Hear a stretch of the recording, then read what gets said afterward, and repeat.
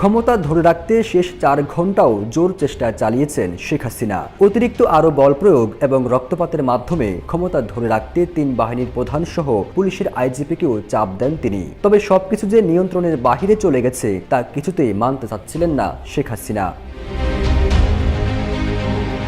সোমবার সকাল 10:30টায় 3 বাহিনীর প্রধান ও পুলিশের আইজিপিকে গণভবনে ডাকা হয়। নিরাপত্তা বাহিনী কেন এই আন্দোলন সামাল দিতে পারছে না সেটার জন্য ক্ষোভ প্রকাশ করেন। আন্দোলনকারীরা আইন শৃঙ্খলা বাহিনীর সাজোয়া জানে উঠে লাল রং দিয়ে দিচ্ছেন, সামরিক জানে পর্যন্ত উঠে পড়ছেন। এরপরও কেন তারা কঠোর হচ্ছেন না সেটা নিয়ে ক্ষোভ প্রকাশ করেন শেখ হাসিনা। তিনি ক্ষুব্ধ হয়ে বলেন, তাদের বিশ্বাস করে শীর্ষ পদে বসিয়েছেন।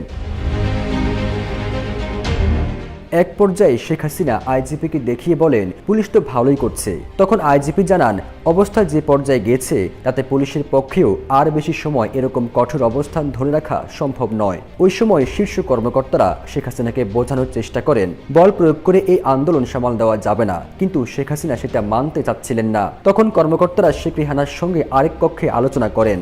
তাকে এই বেগতিক অবস্থা জানিয়ে শেখ হাসিনাকে বোঝাতে অনুরোধ করেন। শেখ রেহানা এরপর বড় বোন শেখ হাসিনার সঙ্গে আলোচনা করেন, কিন্তু তিনি ক্ষমতা ধরে রাখতে অনড় থাকেন।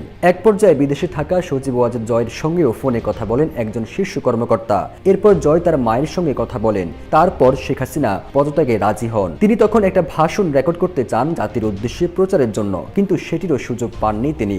এর মধ্যে গোয়েন্দা তথ্য আসে, বিপুল সংখ্যক ছাত্র জনতা শাহবাগ ও উত্তরা থেকে গণভবন অভিমুখে রওনা হয়েছে।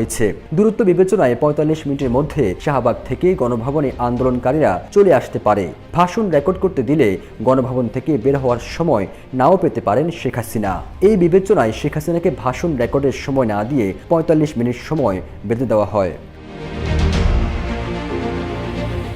এরপর ছোট বোন শেখ রেহানাকে নিয়ে তেজগাঁও থেকে হেলিপ্যাডে আসেন শেখ হাসিনা। সেখানে তাদের কয়েকটি লাগেজ উঠানো হয়। তারপর তারা বঙ্গভবনে যান। সেখানে পদত্যাগের আনুষ্ঠানিকতা শেষ করে দুপুর 2:30টার দিকে সামরিক হেলিকপ্টারে করে ছোট বোন সহ ভারতের উদ্দেশ্যে রওনা হন শেখ হাসিনা।